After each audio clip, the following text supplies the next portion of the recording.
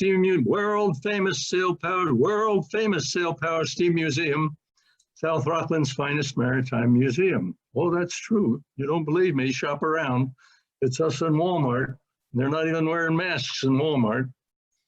I'm Captain Jim Sharp. This is my lovely wife here beside me. We're the founders of the world famous Sail Power and Steam Museum. When I get to talking too much and I get to lying and bragging a little too much, she kicks me in the ankle. That's why I walk with a limp, you know. I know you've all been waiting to know that. Anyway, we're happy to have you here. We're so glad we've got a great long program coming up on the old adventure here tonight. And it's going to be a long program, so be sure and hit that mute button if you will, because if you fall asleep, we don't want to have to listen to you snoring out there while we're trying to do the rest of the program. So anyway, I don't want to hang around too long talking here. I'm going to go ahead and share my screen, and we're going to start out telling you a little bit about what's happening here at the museum. There's our logo. We have so much going on at the museum. I won't dwell on it, but I do want to tell you just a couple of things. First of all, something very exciting happened this summer. We had, in spite of the influenza, we had a wonderful summer. We do sailing. We teach sailing. We teach sailing, free sailing school to kids from 6 to 14 years old. It's an amazing thing that thanks to Bob Williams, one of our board members, he's into this kind of thing down in Vero Beach, and he said, this is what you ought to do up here, Jim. You ought to have a free school for kids, little kids like that. I said, what a great idea. So we set it up. We have almost a dozen Optimus prams, these funny little boats. We take the kids 5 days a week. They come Monday morning. They don't know anything about it. They don't know what a rudder is. They don't know what a centerboard is. And we drag them away from their parents and we teach them. We had a great teacher this summer. Her name was Diane. She has all the kind of licenses you need for this kind of thing. And she takes these kids and puts them under her wing and teaches them.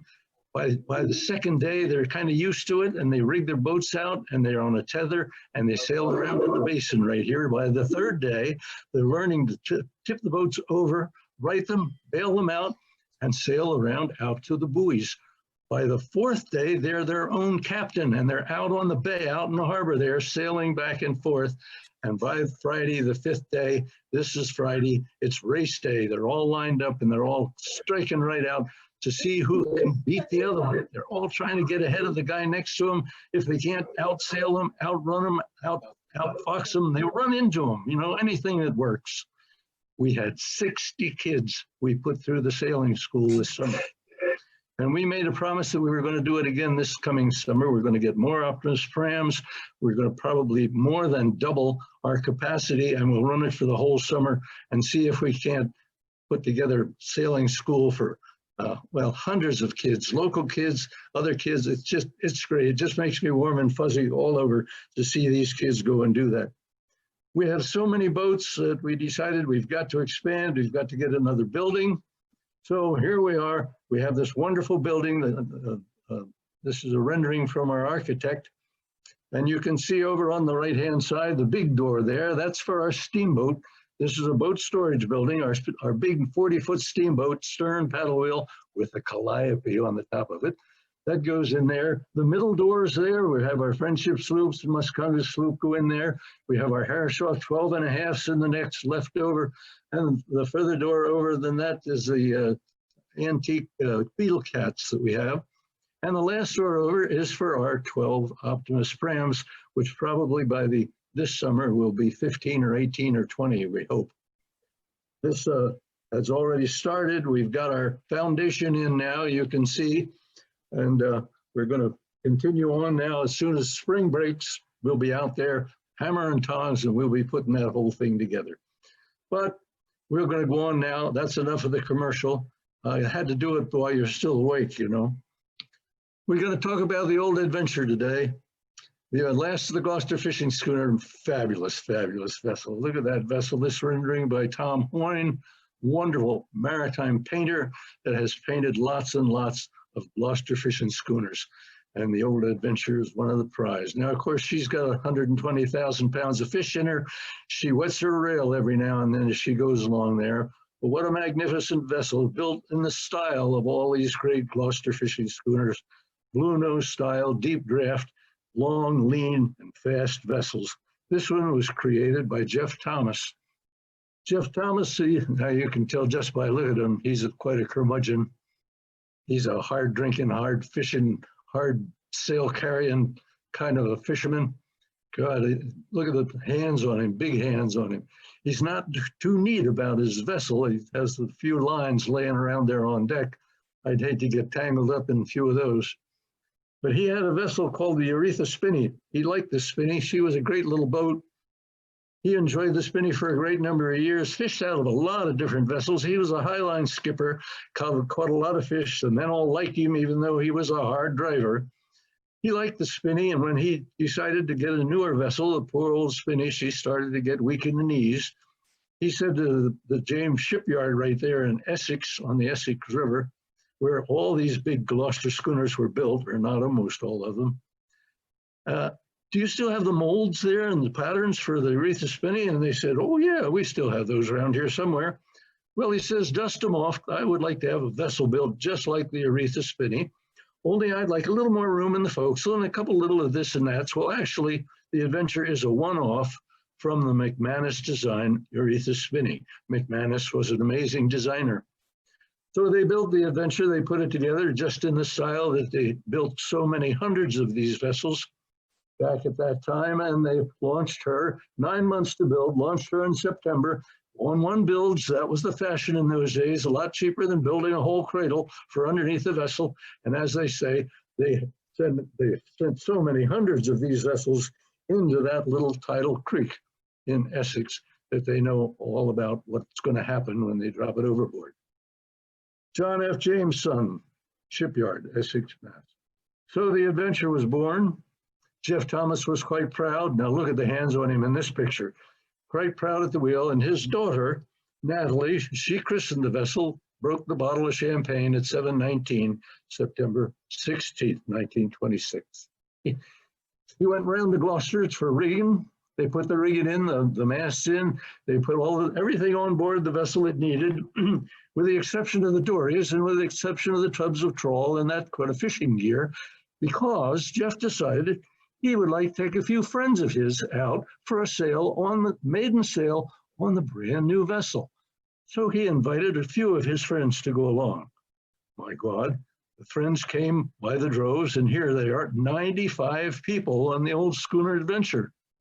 Brand new, her maiden trip. You can tell their sails aren't even stretched out yet. That old gaff should come up another 4 or 5 feet on the mainmast. When they stretch out, have the old Adventure flag fly in there. Well, that was quite a trip, because of course they're going out to see the trials for the International Fisherman Race against the Blue Nose, the Canadian Blue Nose. And these trials for this particular time, it was the Henry Ford and the Columbia. And I guess the Columbia won that race because she was the contender. Poor old Columbia met a sad fate. In the end, she was lost with all hands on Sable Island. Well, the old Adventure went fishing until November 1934. 8 years Jeff Thomas was a skipper on her, and tragedy struck. He was out in the dead of winter in 1934. The old vessel getting iced up. That's the Adventure in the upper left. She's got all that ice in her from the trip home. Out when she was out on the banks, Jeff was out there with a big maul, and he was pounding the ice off, trying to keep the vessel from getting too lowy. Fell dead with a heart attack on deck while all the dories were out fishing. They called the dories back, of course, and came back. Boston landed the body. There's the vessel tied up in Boston with a flag at half-mast. Just to give you an idea what it's like fishing in the dead of winter, how did these men put up with it? My God, with the rigging all frozen up, the sails all frozen up. Takes a stouter man than this guy, I'll tell you that. Well, the Adventure still was a pretty young vessel at the time. They had to find a new skipper for the Adventure, and they found Captain Leo Hines. Look at that grin. Leo Hines was a Newfoundlander from La Baie L'Argent, up in the south coast of Newfoundland, and born to the sea. These Newfoundlanders, I swear, they're born with their sea boots on. Leo Hines was an incredible fisherman. He was an all-time highline skipper. He went 5 trips with me on the adventure. He used to sleep in the same old bunk that he had when he had the adventure. And he'd get up in the morning and say, all right, gang, beat up. And he was always pulling these little quips off about how he was, what he was doing when he was fishing. He didn't need a whole lot of superlatives to tell a sea story. I'll tell you, he told it straight from the shoulder and was scary to death, some of the things these guys went through. But Leo proved to be an incredible fisherman. He knew where these fish were. He knew how to fish for them. I used to say, Leo, you've got the brain matter of a halibut. You've got the psyche of a halibut. You know what's going on under the water more than you know what's going on around on deck. He said, well, he said, it takes a certain kind of person for this to survive in this kind of business. The old adventurer going out of Boston right there. She's got 14 dories nested in the middle of her. They use 12 of the 14 dories. They always save 2 of them in case they get one stove up. You can see the tubs of trawl all over her. This has the pilot house on it. This is probably in the 1940s. Leo Hines was a skipper at the time. And Jeff Thomas never had the luxury of having a pilot house on the after end of the vessel, not like this. In the background, you can see the trawlers back there. Now, the Adventure caught more fish than any of those trawlers, even up to the 1950s, when there were a lot of trawlers netting these fish. Dory trawling was the method that Leo Hines was accustomed to, and he was good at, and he still outfished those other vessels because he knew where those fish were. He was a tough old hombre. He was hard on his crew, he was hard on himself, but he was fair as can be, and the men loved him. And he always caught so many fish that they always got a good paycheck at the end of the trip. He would go out and catch in 3 or 4 days, 130, 140, 160,000 pounds, and come back in. Sometimes he went, well, one time he made a trip in 22 hours, went out and he caught 120,000 pounds and came back in 22 hours, and everybody at the dock said, Leo, aren't you going out? He said, I just got back. In and out Hines, they called him. An amazing man. They got radio towards the end of his career. They got a radio and they got a Loran, and that helped him quite a lot with his experiences on the banks. Here they are loading ice. First, they have to put tons of ice down in the hold in order to put the fish in order to keep them fresh. He was a fresh carrier, not a salt banker. This looks like Titus Wimbold over here with his overhauling his trawl. That's a skein of trawl, that round bunch of line right there, composed of the ground line with a gangin every 6 feet with a hook on the end of it. And a great long line. Every one of those hooks has to be baited by hand. It takes well over an hour to bait up 3 tubs of trawl that would go in a dory in order to go out and go fishing. You can see the tubs of trawl there, all set and ready to go. Here's the dory alongside, forking their fish on board, and the men are splitting and gutting them over to the left there, washing them down, getting them ready to put down on the ice to keep them fresh for the trip home. Here are some of the men. Over on the left, Leo Romaine. You can see the chains he has around his wrists. In the wintertime, when they're fishing and they have their oilskins on, the ice builds up on the cuff of their wrists and on the cuff of their oilskins, and it hurts their wrists. So they put chains around there to knock the ice off. You got to be tough to be a fisherman in the wintertime. And this Frank Mayo, he's got a skein of trawl there. You can see the hooks all very neatly stashed in among the layers of the skein of trawl, because when, of course, they set that line out, they don't want any fouling at that time. They want to lay it out as fast as they can. Over on the right is Patty. We call him Patty the Wig. Patty the Wig is the cook, and he had a strange malady. He had no hair on his arms, no hair on his head, no whiskers, no hair at all. He used to say, if there's a hair in the soup, it ain't mine. Here he is making a pot of coffee. That was his specialty. Kind of a crusty old curmudgeon. I don't know if I'd want him washing my dishes. They say that once in a while he would dry them by putting them under his arm. This is the forecastle where the men lived, way up in the forepeak of the vessel. Upper and lower bunks, you can see the socks hanging in the bunk there, and there were oilskins around. Of course, that's the mess table in the middle where they had their meals. The Adventure, towards the end of her career, she had her mast shortened down, very small sail plan for riding sails only to keep the vessel from rolling too hard in a seaway. and they took the gaffs off, and they didn't want to handle those great big heavy sails, so they actually cut the masts down from their size. This is a nice photograph. You can see all the men working in on deck there. They had the big engine in her there, and the exhaust pipe sticking out right through the main house top. And it was getting close to the end of the era. Then the men were getting old, and the fishing was not as good, and it was coming on hard times. They could see that it was going to be a time where they were going to have to give up. Well, Jeff Thomas had the vessel in 1926, and he fished until 1934. As I say, he died on deck. But in that 8 years that he was on the vessel, he made $500,000. And then Leo took over, and Leo, the last vessel fishing, made $3.5 million in his 19-year tenure on the vessel. It made him the highline skipper of the fleet, and it made the Adventure the all-time highliner of Gloucester. Until 1953, when he finally retired, she caught more fish and made more money for his owners than any other vessel of any type until that time. The last two vessels fishing were the Marjorie Parker and the Adventure. That's the Marjorie Parker laying outside of the Adventure. She fished until the springtime of 1953 and gave it up. And the Adventure fished until November and finally had to give up. It was the end of the era. The end had come. So the poor old Adventure. They put her up for sale. They were asked $20,000. That's a fair price for a big schooner like that at that time. Nobody's interested. They lowered the price down to 12, then 9. Nobody bought it. Finally, the next year, a gang from Yankee Schooner up in Maine, they came over and they decided they would buy the Adventure for $6,000.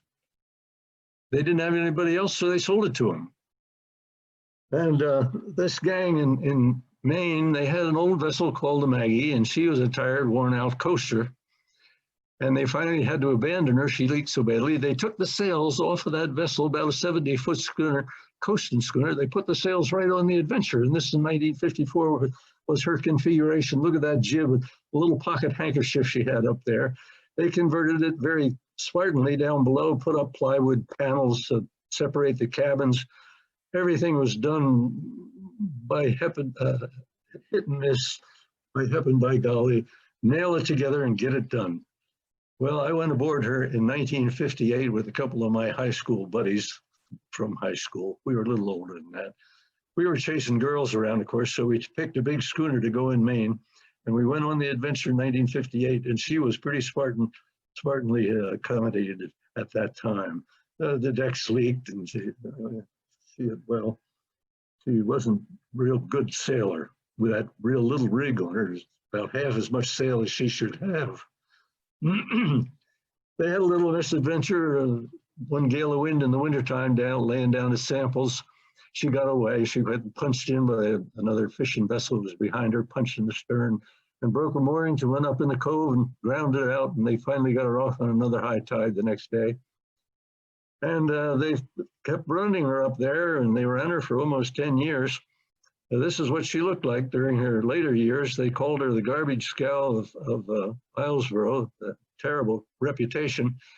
They never cleaned the topsides. The topsides looked all runny down the black topside, and she had her anchor hanging over the bow and her ladder hanging over the stern, and she would kind of wallow around from the same route every week from one place to the other. But that's what she looked like when I got interested in her. They had another misadventure in 1963. Newt put her aground, Captain Dayton Newton, he was the skipper. He put her aground up in Islesboro, not very far from the ferry terminal.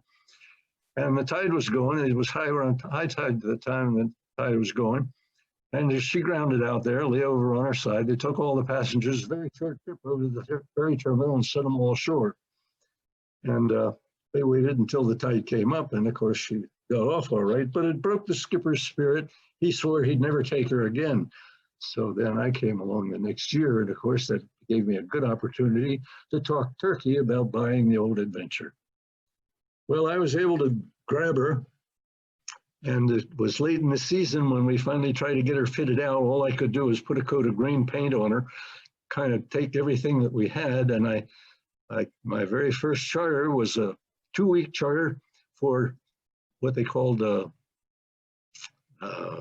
mainstay program. It was a program for wayward kids fresh out of jail, or kids that are underprivileged and are having a difficult time growing up. Well, we had 20, let me see, I guess we had 35 of these kids on board, and we had 3 counselors. And I had them for 2 weeks, and we tried to make semen out of them. And oh God, I had a time. I was hoarse, right, shouting at them all the time, trying to get them to do together. And they finally did work together. By the second week, they were working together. And these kids that were very inhibited the first trip, they became friends. They got pals on board. And by the end of the trip, they all went home collecting each other's addresses so that they could keep in touch in the future. It was a great thing to do, but it started me off in the windjammer business anyway. A preseason charter, that was great. Poor old Adventure, though, she didn't have much of a sail plan. I borrowed another jib, a bigger jib from another boat, and we figured out the best we could to make her sail with that little small sail plan. The merry day would come out, and she'd pass me like I was standing still. They'd say, well, the poor old Adventure, she sails like a toad swimming in a bucket of tar.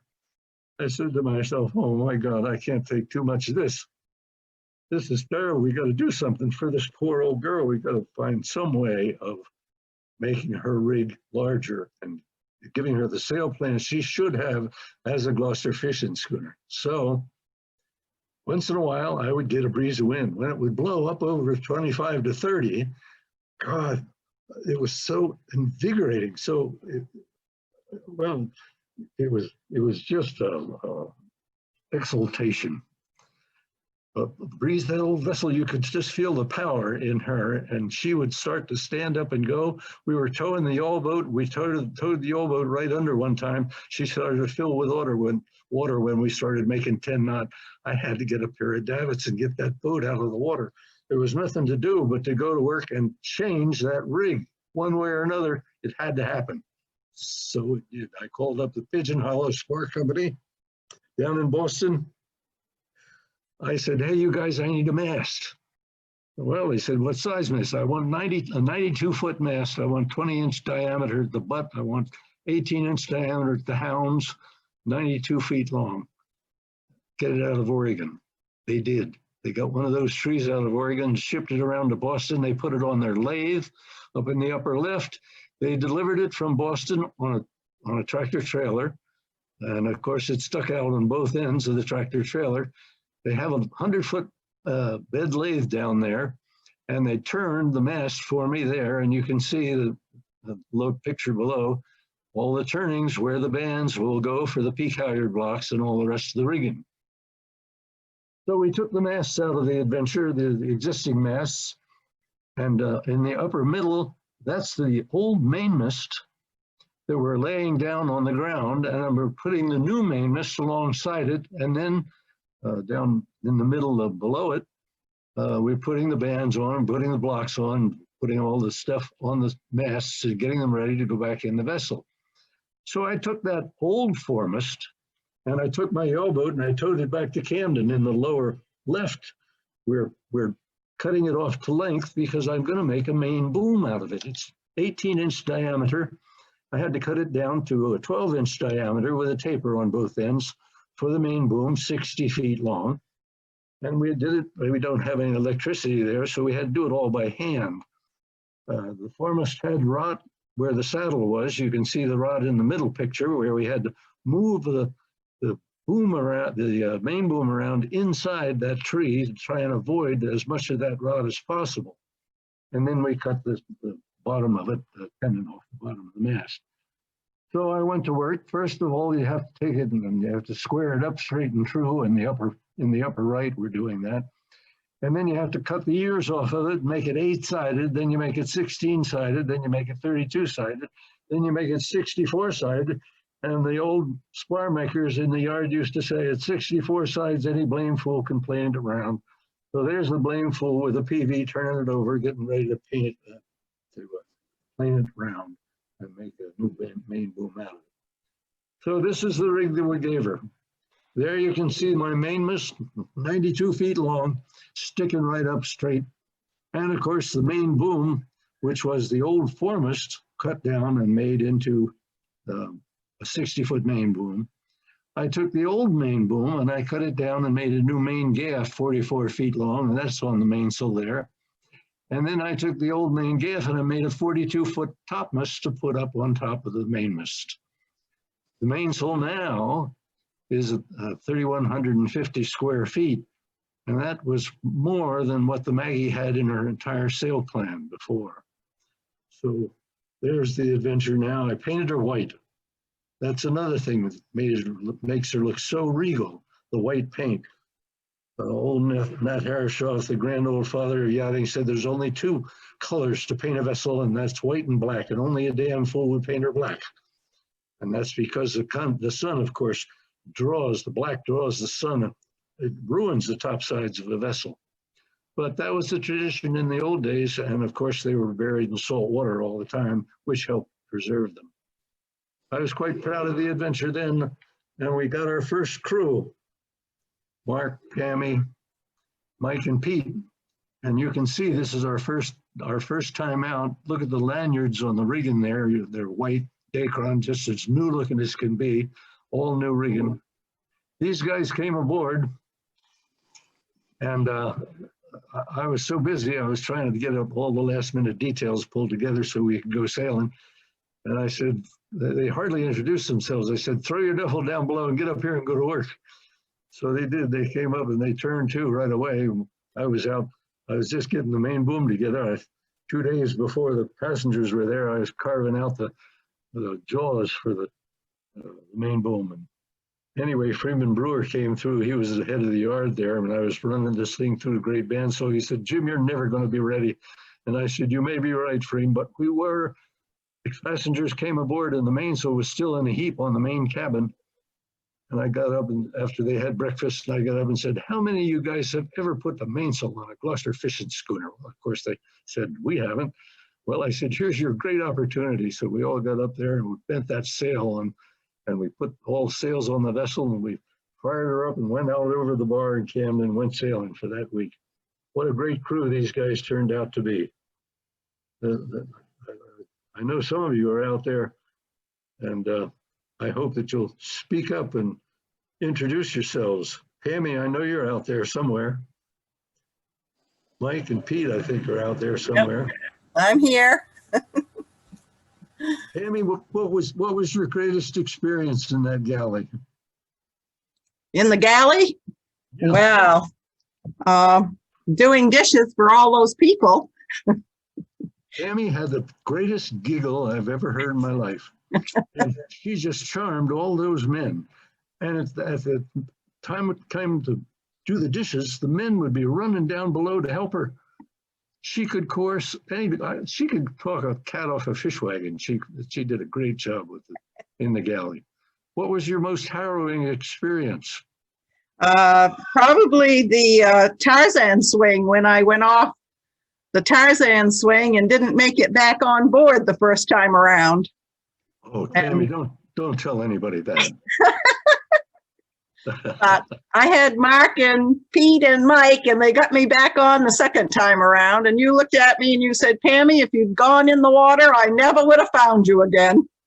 And you wouldn't be here to talk tonight, would and you? No. Who grabbed you? Mike, did you grab her or Pete? Well, I think you can see in that picture, I was keeping Mark from grabbing Pam's breast. You know, Mark. That's why we all went sailing with you, Jim, just to get the women. We better not go any further into that tale. I can say they all were mad at me one week when I dropped the glass jar of peanut butter, because they quickly got tired of the meals, and so peanut butter and jelly was the mainstay for all the crew, and I dropped and broke it right at the start of the week, and they were not happy. But after that, we got peanut butter in a plastic tub, so all was well. Cardinal sin. I'm glad we found the plastic tub. I was the first one to get at it. Well, we got that new vessel, that new rig together, and my God, didn't she start to tear along then? Look at this picture Neil Parent took of her going along.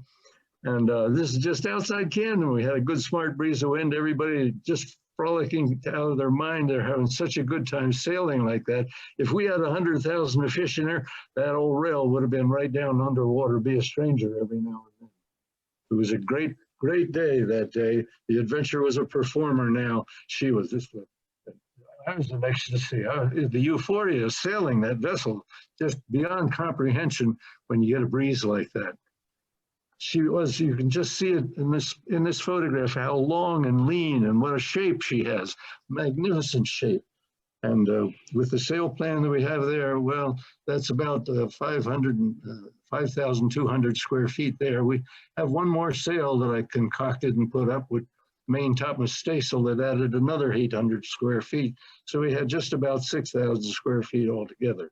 But what a sailing machine she was.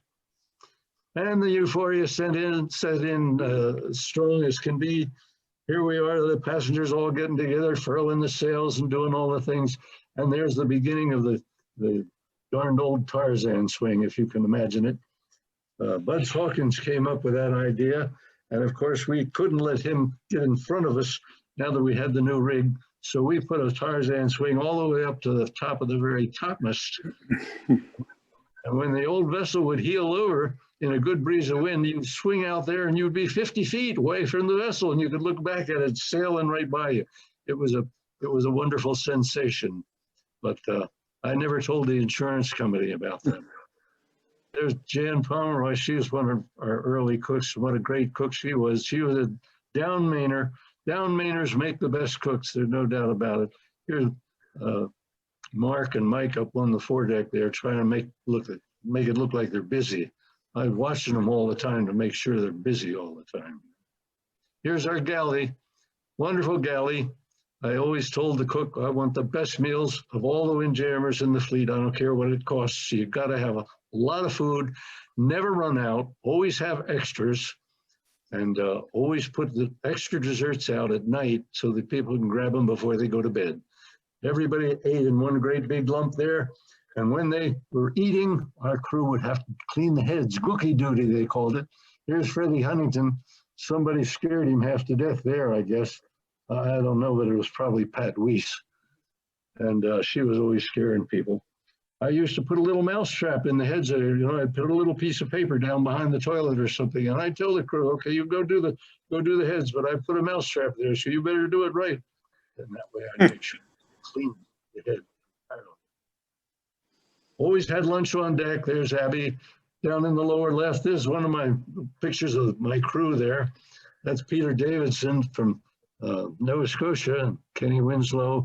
Over on the right-hand side of that picture is Bridget Quayle. She's one of our great cooks too, fabulous cook.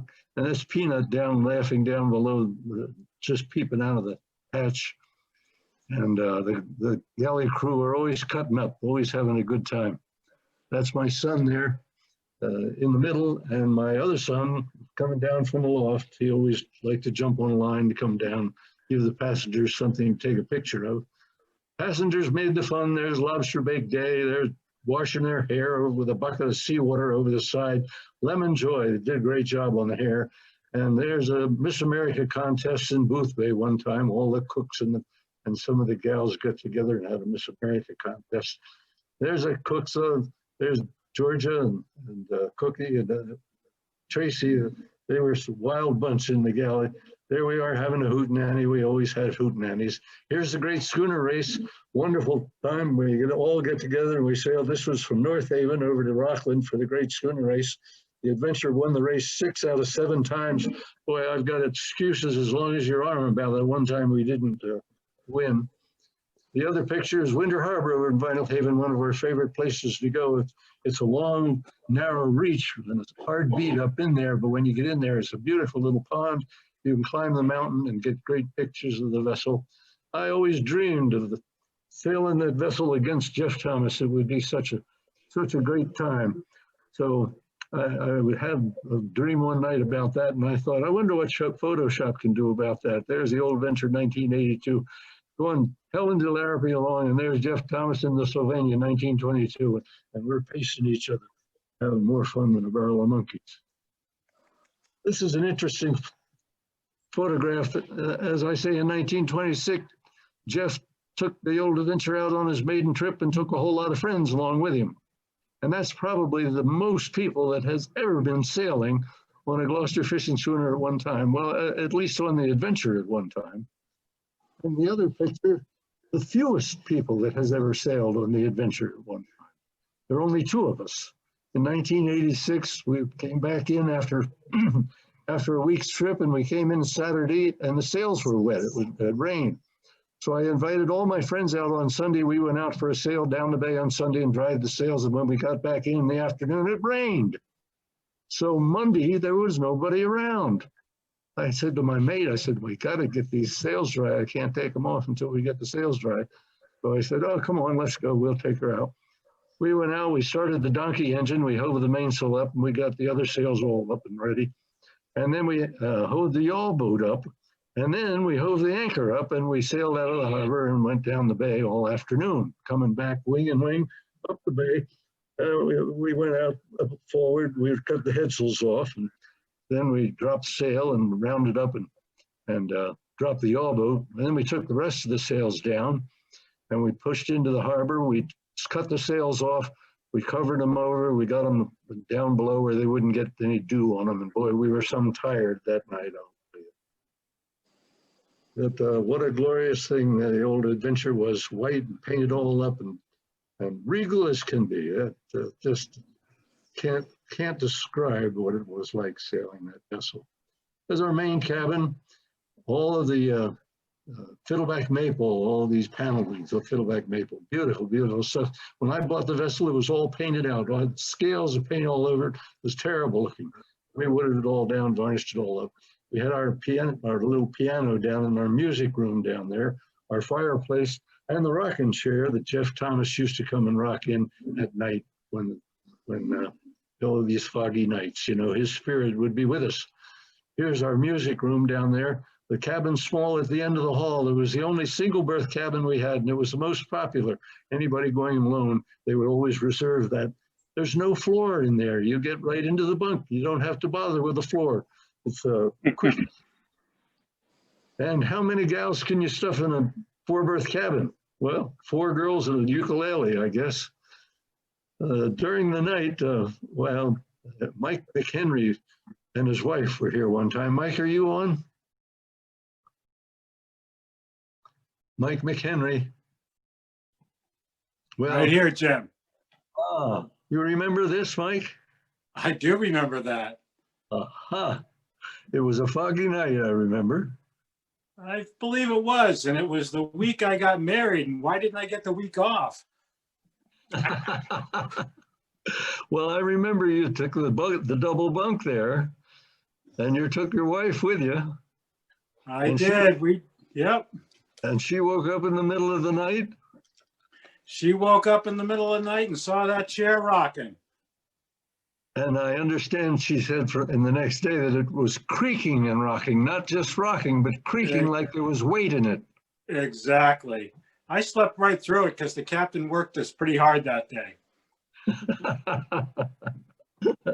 Well, it was a great story anyway. And if anybody wants to know the rest of the story, they got to buy my book. Thanks, Mike. You're welcome, Jim. Here's a 4-berth cabin, what a 4-berth cabin looks like, all whistle clean, beautiful covers on the bunks. And here we are off to the western, the Portland breeze, we called it. We sailed from Camden to Portland in an afternoon. We averaged about 11 knot all the way. And there are times when we were making 14 knot and she was just a kiting along. I'm quite proud of, well, some of you guys are there, quite proud of all the gang that has been on the adventure, got their time on the adventure, got enthusiastic on the adventure, and got their captain's license and stayed in the maritime field. Really terrific. Mike Anderson right on the top there. Hey, Mike, that was a great experience with you aboard. Captain John Foss, who now has the American Eagle. You're there somewhere, John. Speak up. and Captain Andy Chase. Yeah, Andy was a monkey. I don't know. I think his father was a great ape.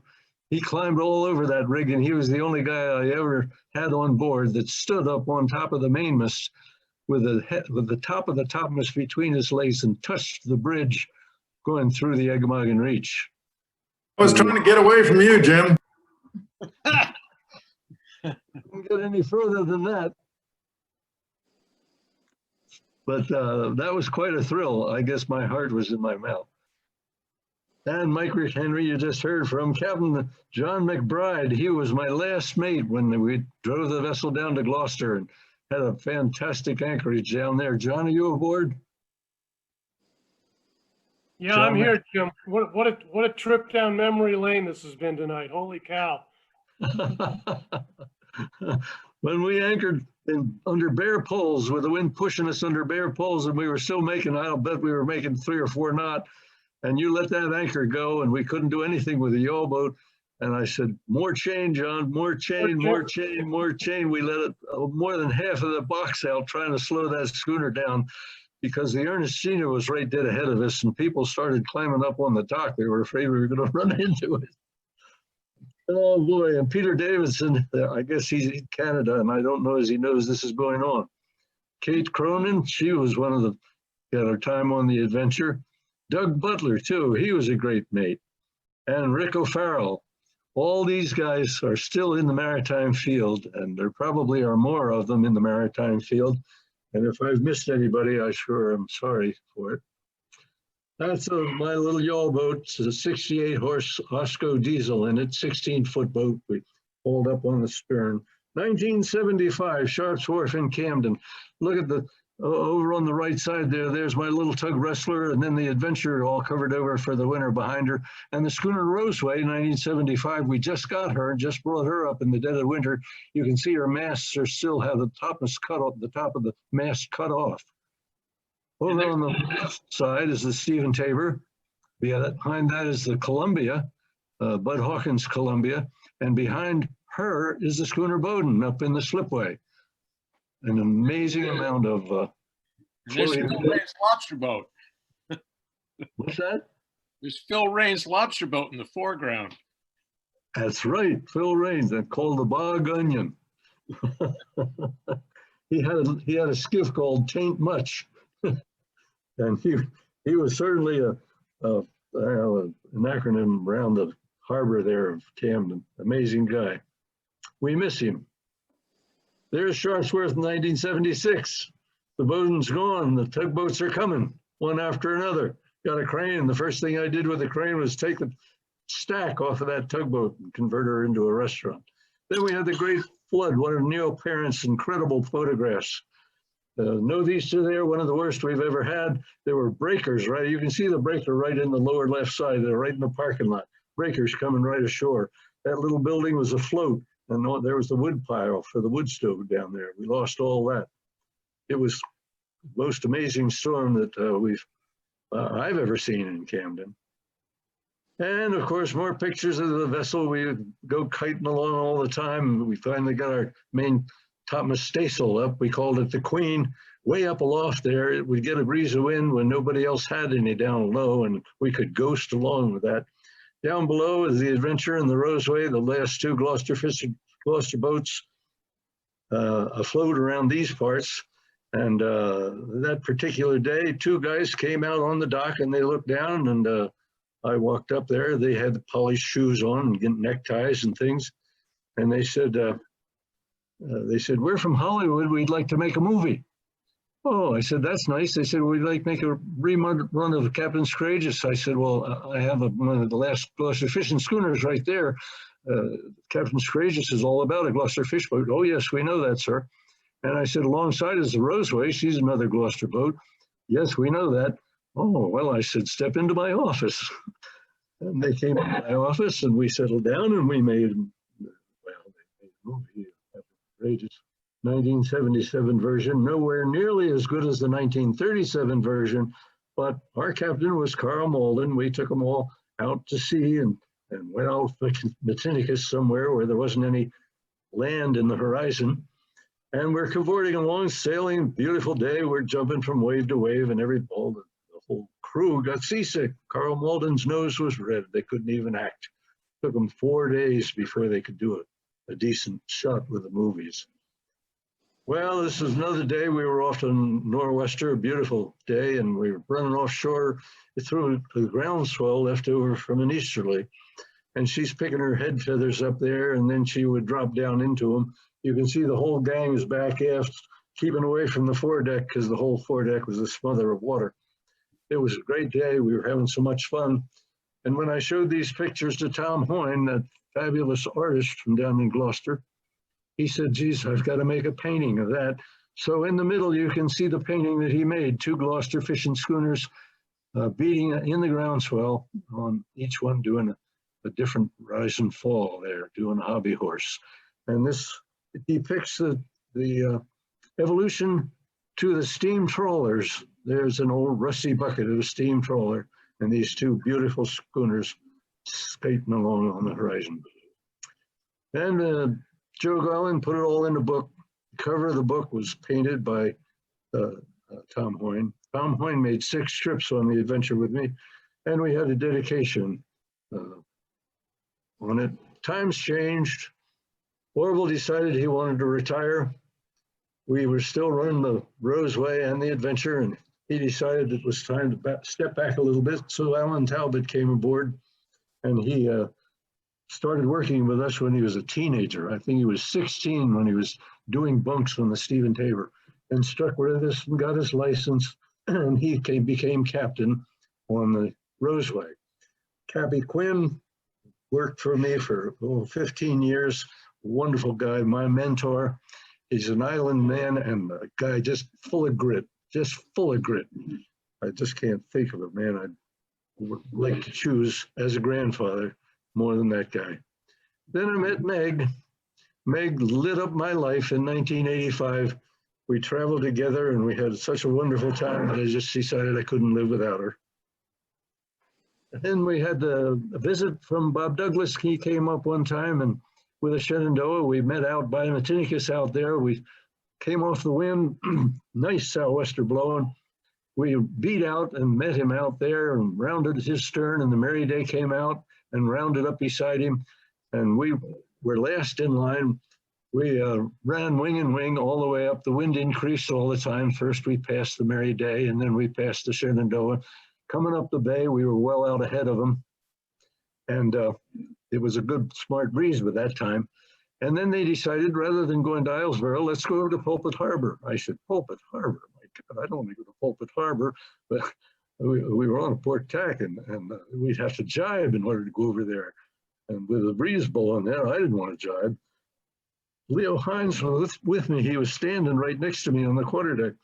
I said, Leo, I don't want to jibe over and go to Pulpit Harbor. He said, well, if you don't jibe, you know, we'll lose the race. I know. I said, I know it.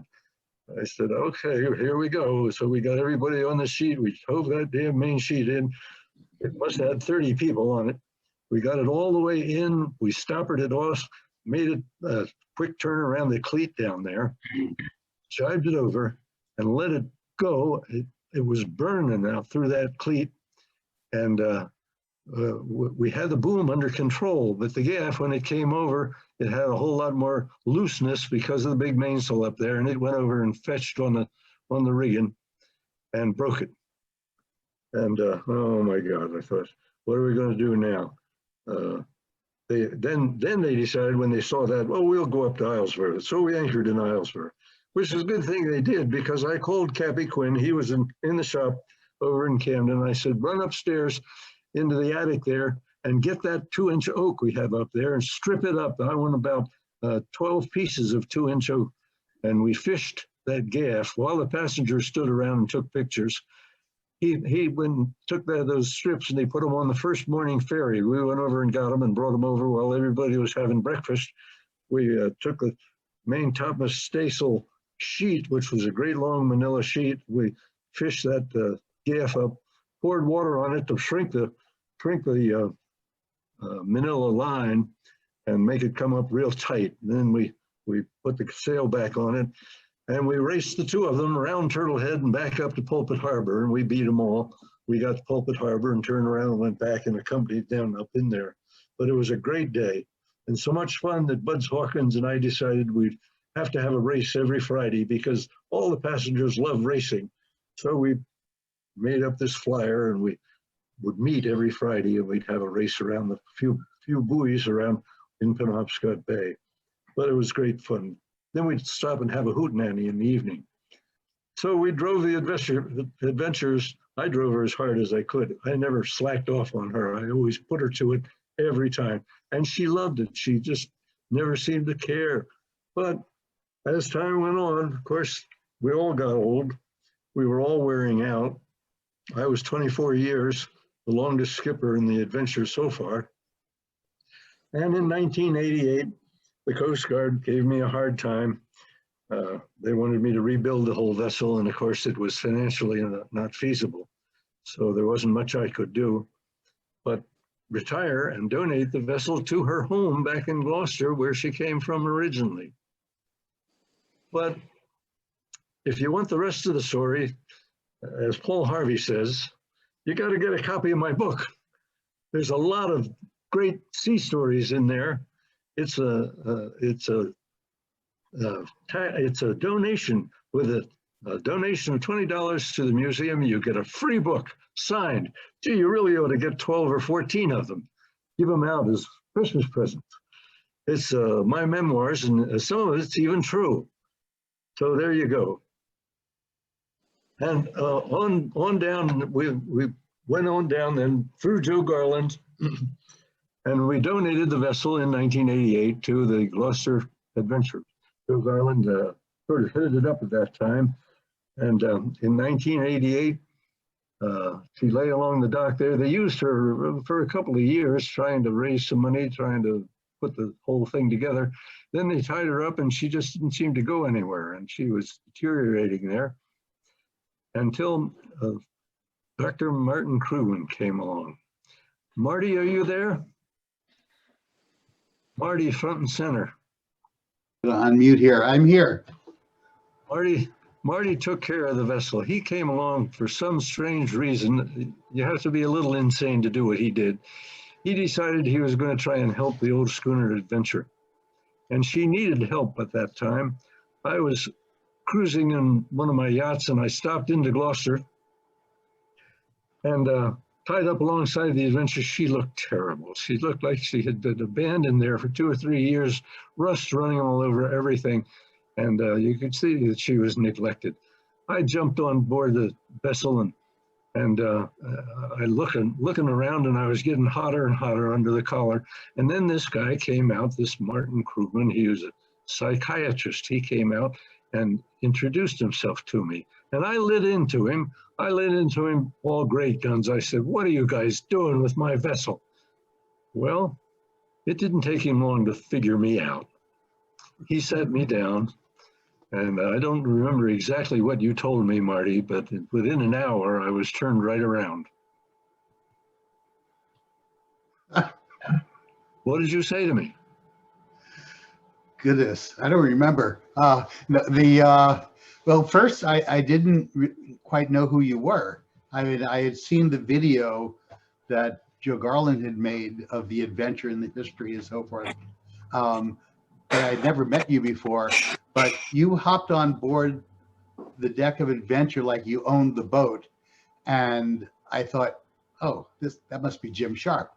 And we started talking. And at the time you had come on board, we had just succeeded in getting our first grant from the National Park Service to do a study of the potential to restore this National Historic Landmark, which was a status that the Adventure was designated through the work of Joe Garland and other adventure volunteers in the period of 1988 to when I got involved, which was in 1994, 1995.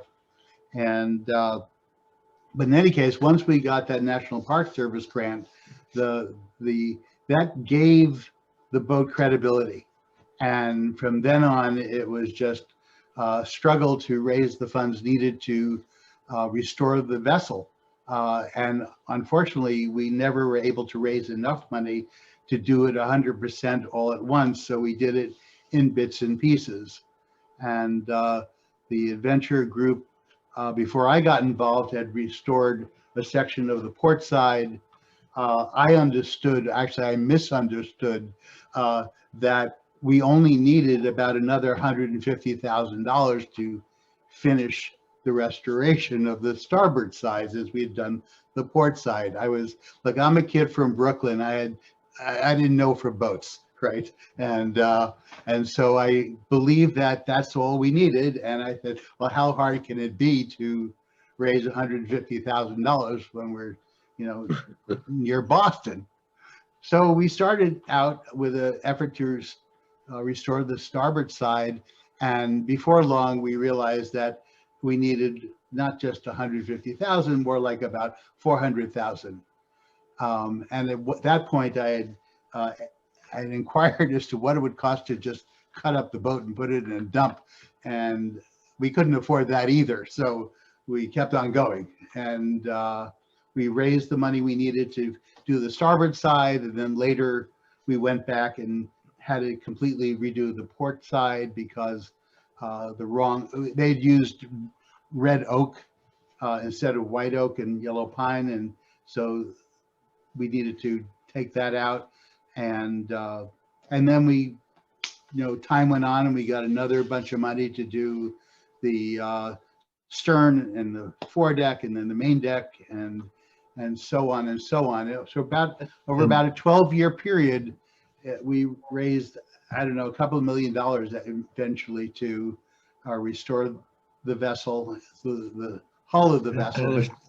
And if you hadn't hung on like that, if you hadn't hung on those 15 years and put that effort into it, the vessel wouldn't be here today. And finally, the city of Gloucester recognized it, I'm not sure just when that happened, as a national monument to the city of Gloucester. They realized its value only because you kept it around that long. Well, I didn't want to be the last president of the adventure organization. And so there was only one way out of the dilemma that we were in, and that was to finish the restoration. And, there were a lot of volunteers who really put in years of work to raise funds and work on the boat and do programming on the boat.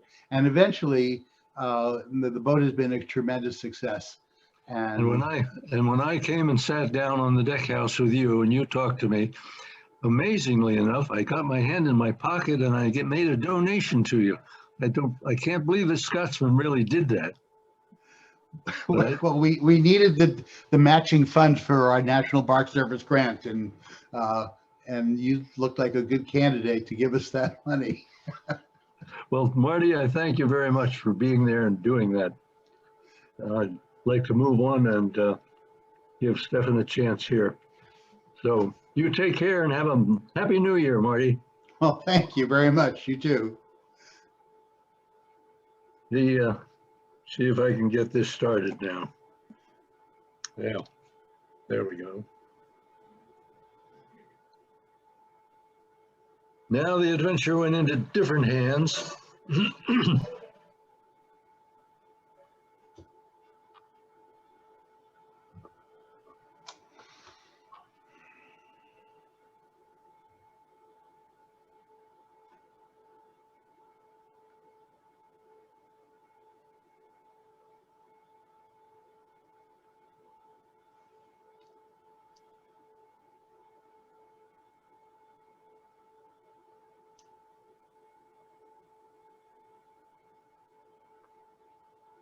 Jim, we're not hearing any sound.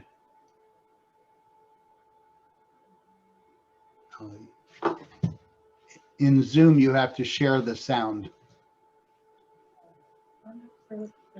No sound. But I don't know what that's all about. Well, I'm sorry about that. They told me there's no sound. Do you have sound now? Yep. Yeah, I got sound now. We hear you, but not the video sound. The video won't come in. I'm getting your sound, but Well, we'll ask Stefan to come up here, Cap, are you there, Stefan? I am, Cam Sharp. Yeah, there you go. You're gonna have to do it ad lib, they say. Huh? That I could do. That I could do. When did you Thank you. take over the latest effort, and tell us about it?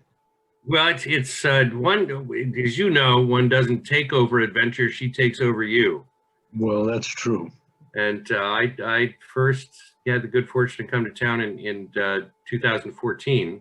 When I came as to consult on the last of the rebuilding, what Marty and the volunteers had started.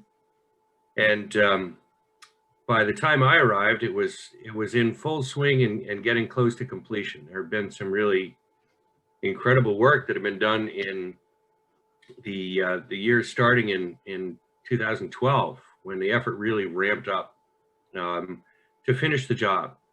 And like you were saying, that Marty deserves all the credit in the world for the tenacity and the persistence and for taking that project on. I remember that the first time that I saw Adventure, I was the second mate in the schooner Harvey Gamage under the command of Captain J.B. Smith. And we sailed into town, and I got a chance to see Adventure for the first time. And she needed some love at that point. And she had a crew of volunteers on board, and there was a lot of love and a lot of determination that was part of that effort. And without Marty, without the volunteers, we wouldn't have a chance to do what we did today. And we put up something about the restoration of Adventure out there on the community bulletin board some time ago, and one of the comments was, yeah, it was like the whole town pitched in. And to a degree, that's true. There were hundreds of volunteers who came and went. I've met them in different places, sort of with serendipity, all over the country. I met a fellow in California at a tall ships conference. He's an marine artist, and he had spent his time moving ballast and scraping paint 25 years ago. And so it's really remarkable. And a lot of the credit goes to the board of directors that came together around 2010. John Morris, I think, is here tonight. And John has a remarkable connection to the dory fishery. You know, his grandfather was lost at sea in a dory, and he wrote a marvelous book called Alone at Sea, which is the definitive history of the dory fishery. And John, who you know, John, when he gets a bone in his teeth, he's some determined, and he drove the project to completion. And John, are you there? Can you come up for a minute and say a couple of words? Hi there, Jim. There you are. Welcome. Yeah, 10 years ago, Marty stepped down. We got a new board. John Thompson was the leader of the development effort, and we had to raise $1 million. We had a wonderful man named Lindsay Coolidge, who was the biggest contributor over the years to Schooner Adventure. He gave us a nice matching grant. We went out, we matched it. My history goes back forever in the fisheries, but one of the things I didn't want to do on this boat was to do anything except raise the money. Somebody had to raise the money. Yeah. I wasn't going to be down there doing any of the work with any of the people who were there. I was going to be out raising the money. And we got a whole board committed to that. And that, you know, Marty did his history, we did our history, and we finished the effort. I remember the first time I went on the vessel when she was down near Rosemarine, and God damn it, the whole thing is gutted. And so it was very exciting to walk into a vessel that's completely gutted and know, well, that's part of the thing we have to do. Well, I'm so impressed with the spirit there is in Gloucester now. I've been to a couple of your social functions, and they're sold out all the time, and the guys can't wait to offer more donations, and just so exciting to see that spirit, all that support for the poor old vessel. Peter Sousa, of course, he's another. Are you there, Peter? Well, Peter doesn't usually have any trouble talking, so he must be under the weather. No, I think Peter's here tonight, Jim. I'm here. There he is. How you doing? Oh, doing great. Just wanted to wake you up. I understand you were snoring there in the corner. No, I was just enamored by your beautiful face. Well, now nobody will believe anything you say from here on. Well, I'll say one thing. I've been involved in the organization now for it'll be 21 years starting next year. And I am thoroughly impressed that where this vessel has come from when I started in 2000 to where we are right now. And it's just been hard work on everybody's behalf to make this thing happen. And, I'm impressed too. I'm very impressed with what you guys have accomplished. yeah, you come down a couple of times and wonder what we're going on, and hey, what's going on here? And it's good to see you do that. Well, I'm quite proud of the old girl. I think you're doing a great job. And I guess we probably should conclude this and open it up for questions if there are any questions that people have. Well, Jim, if I can, before we switch over to questions, just to let folks know that this is the first of what they'd call in baseball a home and home series. Is that we're going to carry this conversation on, and you get to see a little bit more about what Adventure's been through and been doing in the last 5 years in particular. I mean, going back a little bit to 2012. Right, that's right. Next month. Some extraordinary documentation been done by Mary Barker, who's photographed every last step of the way in 2012. She's amazing. And we have an incredible record of the progress and all of the work and all of the community that's built around Adventure as we brought her back up to a recertification by the Coast Guard and sailing trim. And now we've had 3,700 students on board in the last 5 years. Wow. And with more to come. So we're going to gather again on January 14th. And we'll put that out on the Adventure Wire, and we'll share it through the museum, I'm sure. That's Thursday the 14th. Thursday the 14th. And we look forward to inviting you back and showing you more about Adventure in the most recent past, this latest chapter. Great. That'll be great. Look forward to that for sure. What's coming up at the Sail Power and Steam Museum? Of course, we've done the Schooner Stephen Tabor a couple of weeks ago, the Adventure tonight, and we're going to do the Arctic Schooner Bowden coming up January 12th, and then the Adventure again on the 14th. So next week, that week is going to be a full week full of salt in the air. The old Arctic Schooner Bowden, of course, she has a history as long as your arm, and we'll have Andy Chase and Captain Will McLean and Captain Elliot Rappaport, and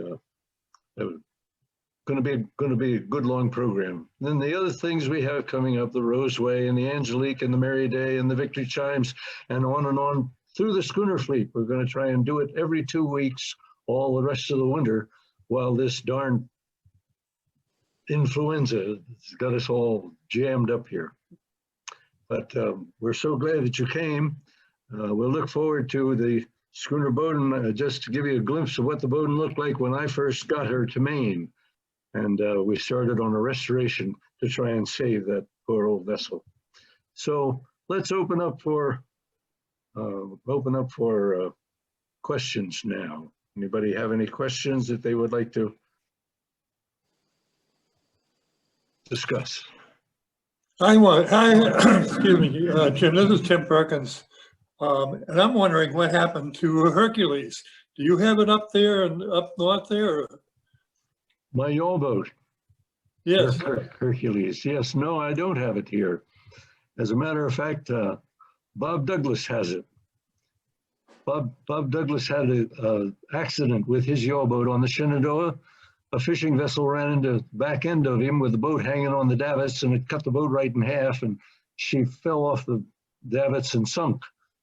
And there was nothing left of it. And he was in his season, and he needed a yawl boat desperately. Well, I had restored the yawl boat. The yawl boat was kind of abused after I had given it with the schooner to the Gloucester Association there. But they didn't have money enough to restore the schooner, and they didn't have money enough to restore the yawl boat. So I took it back and I restored it.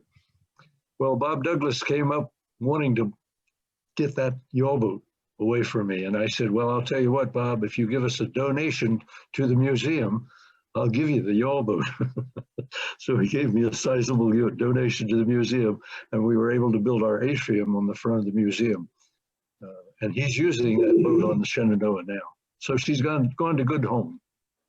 You know, when Marty Krugman first came on board the Adventure, he was in the yawl boat when we blew out the Maine in the fore, and he got jammed underneath while he was in the yawl boat, where he was pushing us.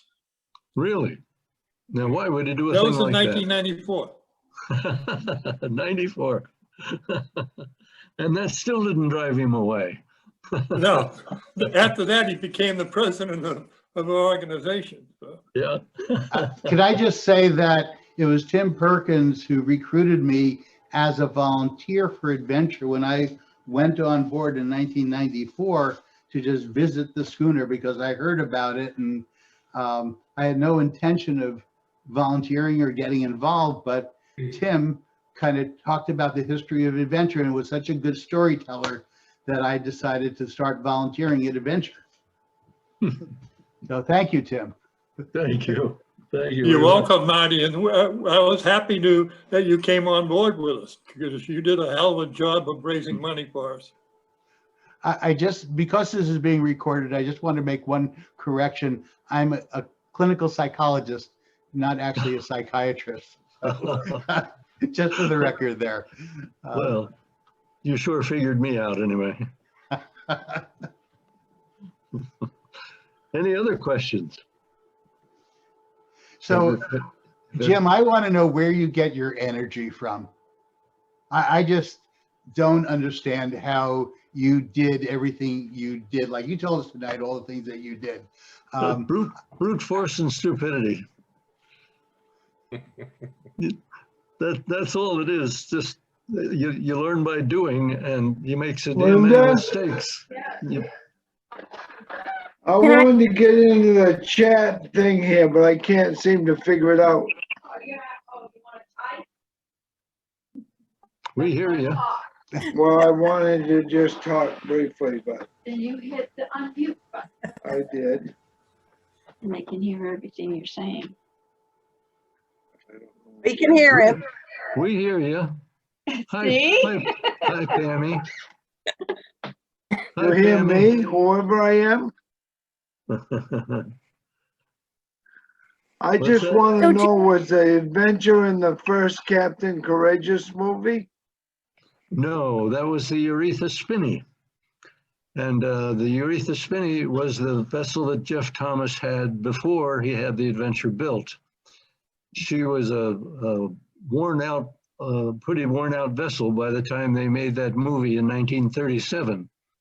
But she was a Gloucester fishing schooner, bona fide, and she was filled with a crew of fishermen on board her.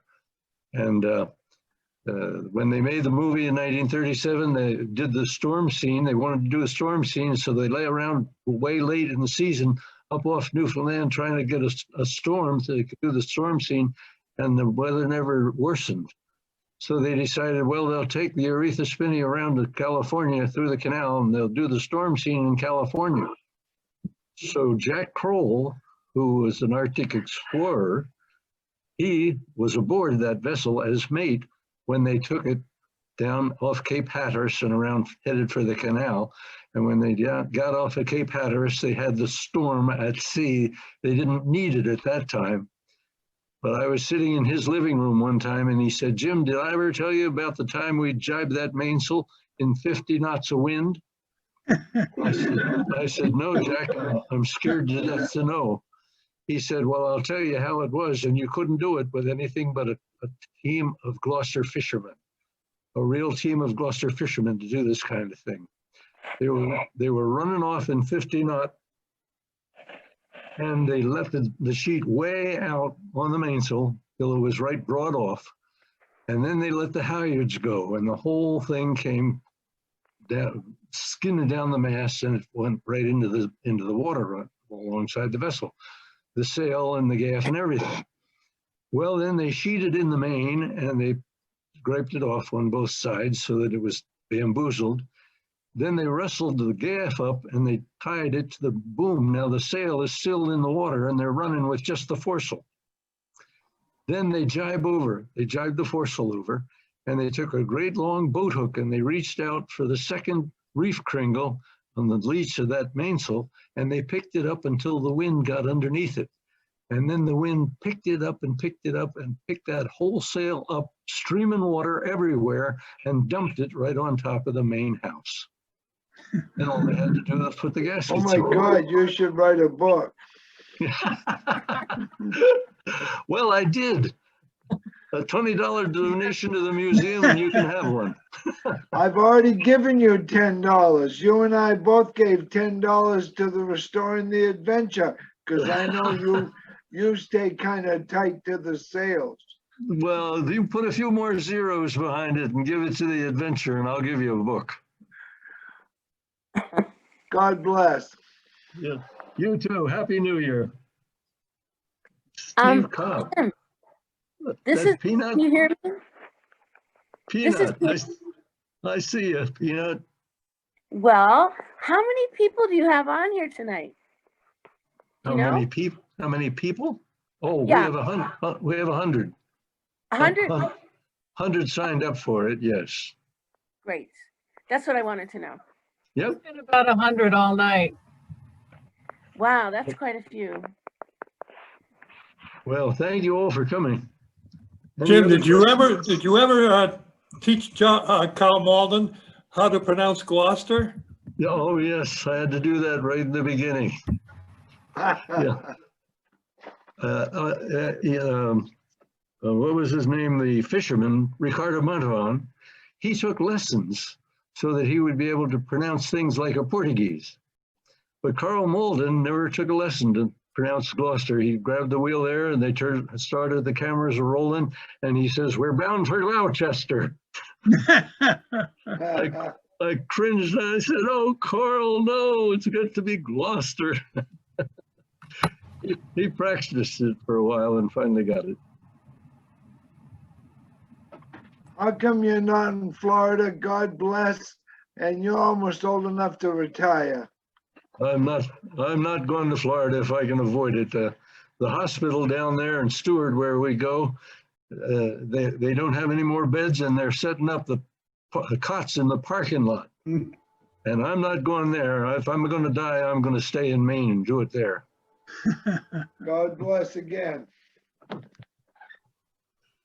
Thank you all very much for coming. And we'll look forward to seeing you on the 14th, and looking forward to the Bowden's presentation on the 12th and all the great things that are here at the world famous Sail Power Steam Museum. Good night.